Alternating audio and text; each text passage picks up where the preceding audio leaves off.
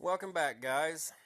Well, today I had a little project, and as always, I thought, well, while I'm doing it, I might as well record it.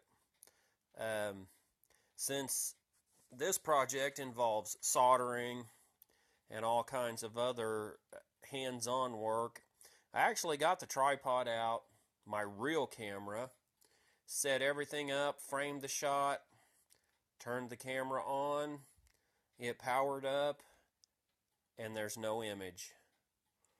Apparently, it's been dropped, and I'm positive it's out of warranty. So, awesome. I guess that's another thing I get to look at, and hopefully it's just a loose connection on one of the circuit boards. So, I apologize. This is going to be another I'll do it, I'll describe it, I'll pause the video type videos. And I apologize for the mess.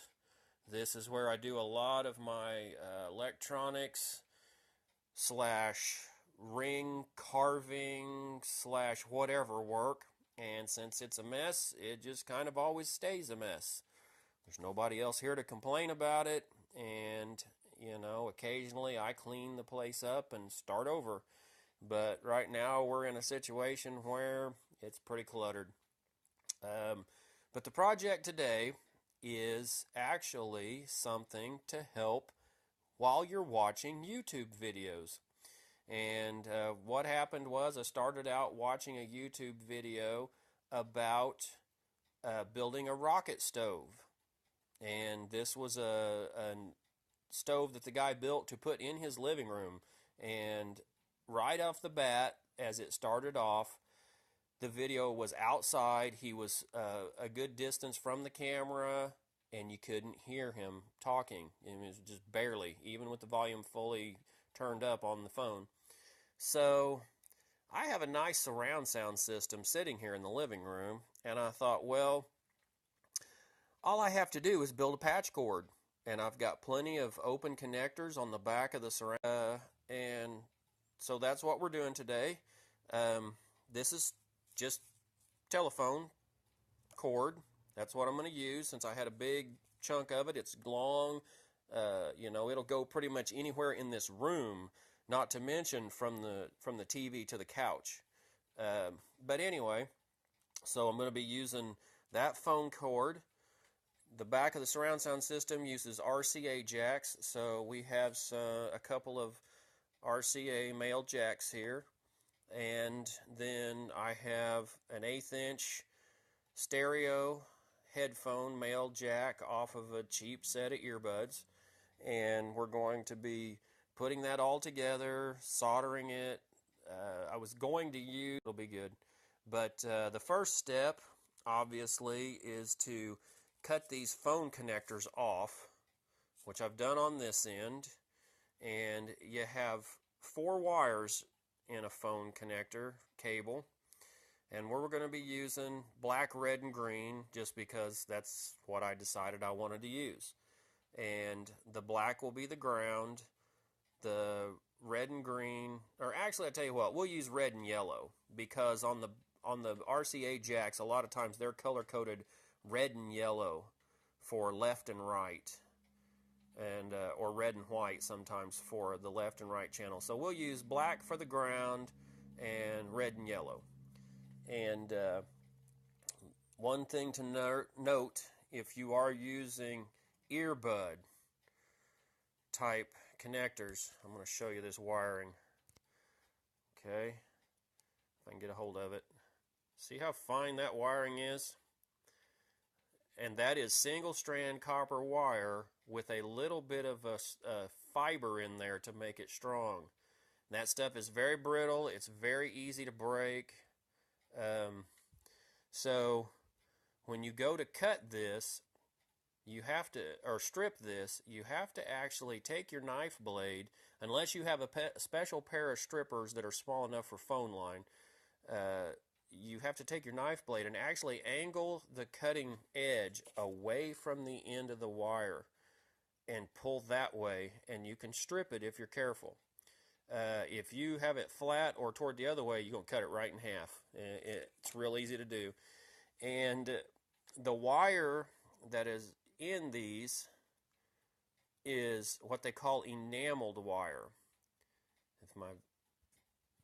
If my camera would quit focusing in and out. Anyway, it's what they call enameled wire. It's coated basically with a varnish, and that is to insulate it because they're in there touching each other. You have to sand that off, and I've used just some emery cloth. You have to have a real light touch when you do this, and I just wrap the sandpaper, so fold it in half, wrap it around the wire, and pull, and just do that, a little bit at a time all the way around. And you have to have a very light touch with this wire. If not, you'll pull it in two. It's just around a problem. So anyway, what I'm going to do, I've got soldering irons hot. I've got hot melt glue gun. It's hot. I'm going to use the hot melt glue gun on these real fine wires. Once I get them connected, I'm going to cover them to strengthen them, because if it bends any at all, they will break. And usually that's what I would use the heat shrink tubing for, would be to help strengthen them and to protect them and everything. But so I'm going to pause you guys here. I'm going to go through and finish stripping and start soldering, and then I'll show you a little bit step by step. I don't want this video to turn into just me talking for 30 minutes. So let me get some work done. Okay, I'm back. So what I have here is the wires hooked to the RCA jacks.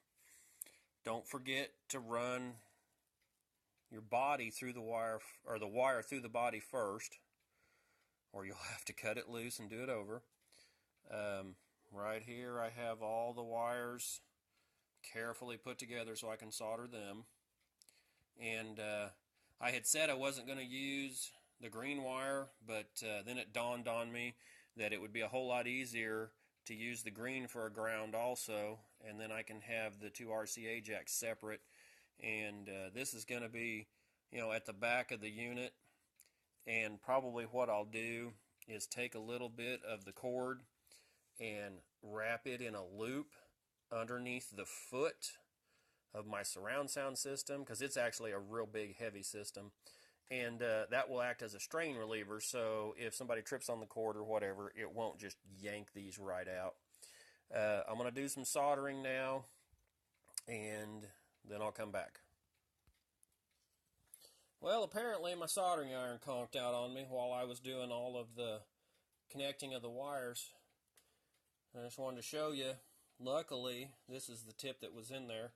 Luckily, I have several different handles, but also this particular one has interchangeable tips for different jobs, and there's about 10 tips down there in the basement, so I just went and grabbed another one. It's heating up right there. But you don't have to have all these different tips, but it is nice if you ever find one of these old soldering irons. I actually got this one for free in a box of junk, and when I looked down in the bottom, there was a little toolbox full of soldering equipment. So once again, I'm waiting for it to heat up. I'll be back.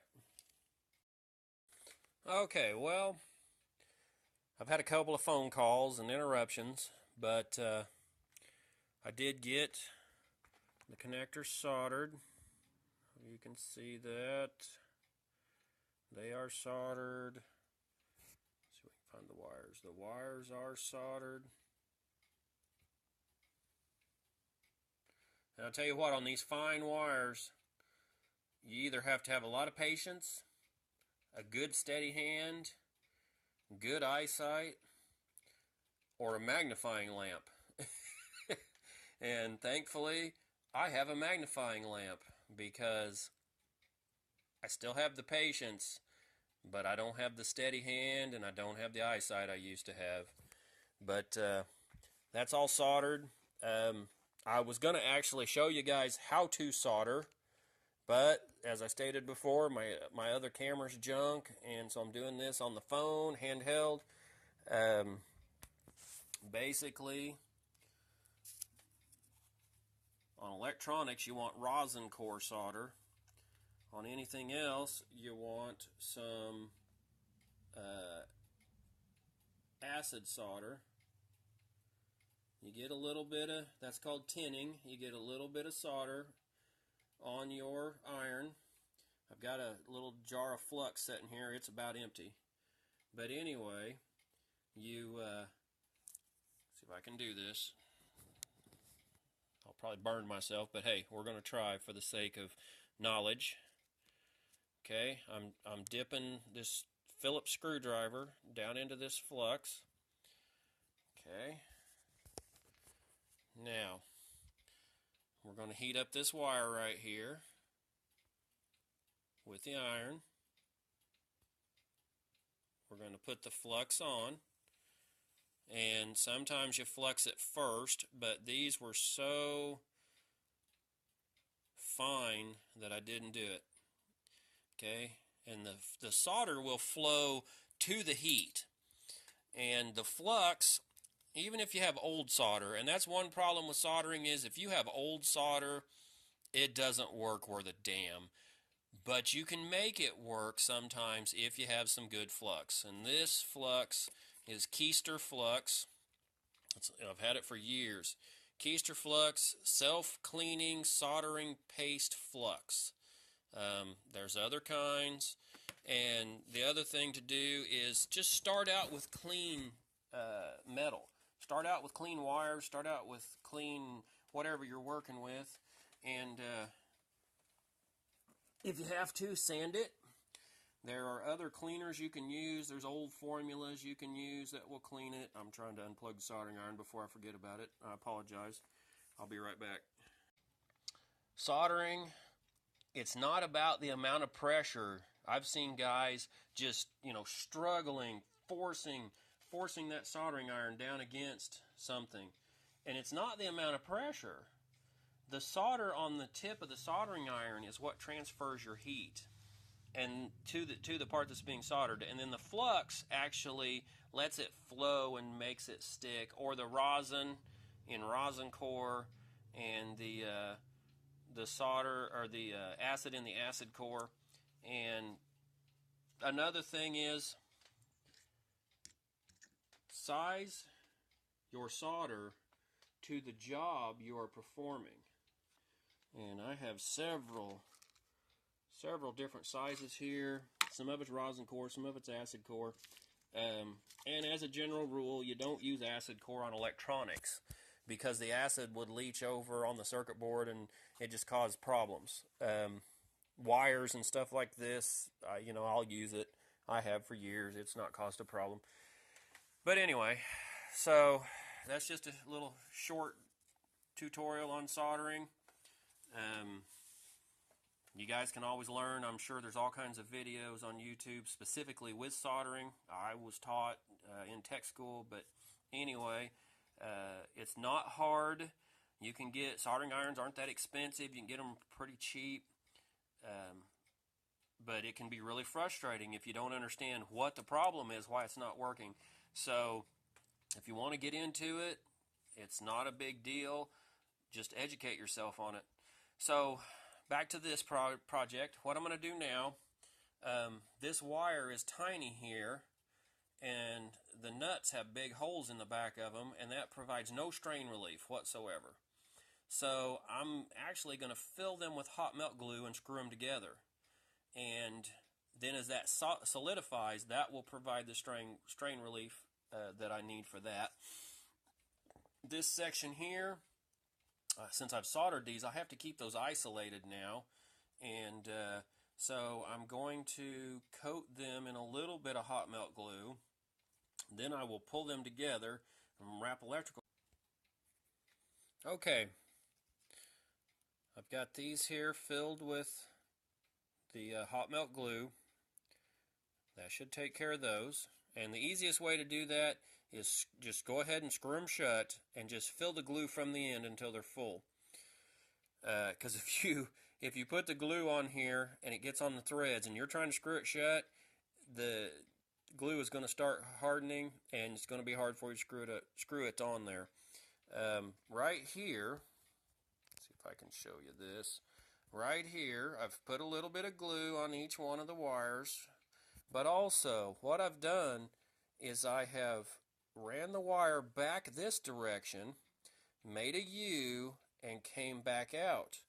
And the reason for that is when I get this all taped up, instead of the wires just pulling apart when anything happens, it's actually going to be pulling down here. And then I will tape all this up, and we will have this wire. I've got that tape on there, sorry. We'll have this wire coming out, and that just strengthens.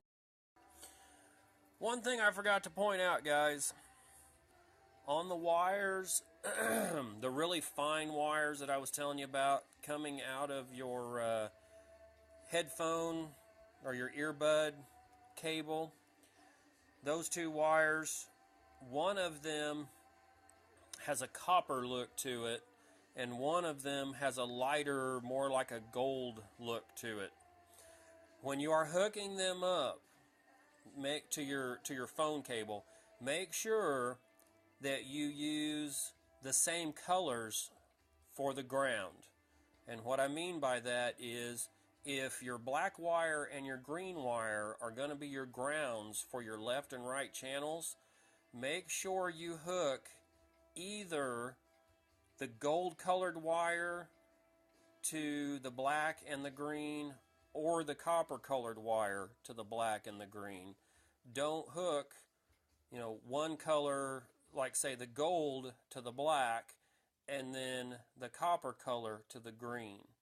Because what happens when you plug that into the back of your device with your RCA jacks, the outer part of that RCA jack is ground, and so you will only get one channel, and if at all. On some types of surround sound systems, when there's a short like that, they shut off. So just make sure you use the same colors. I actually had one wire that wasn't making connection even after I had soldered and cleaned and everything. So what I did was I hooked in an old MP3 player and just let it play. And what you're hearing in the background is actually this MP3 player playing through the surround sound system. And that way I knew when I had a good connection. Well, it's all hooked up. I have it plugged into the surround sound, and it turns out I have plenty of cord left that I can actually run it down along the walls, run it in under the sectional, and I can store all this extra cord in the little armrest console here. But just to show you it's working,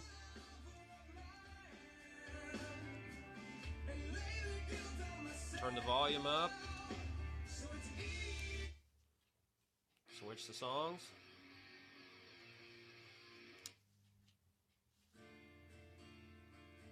So there it is.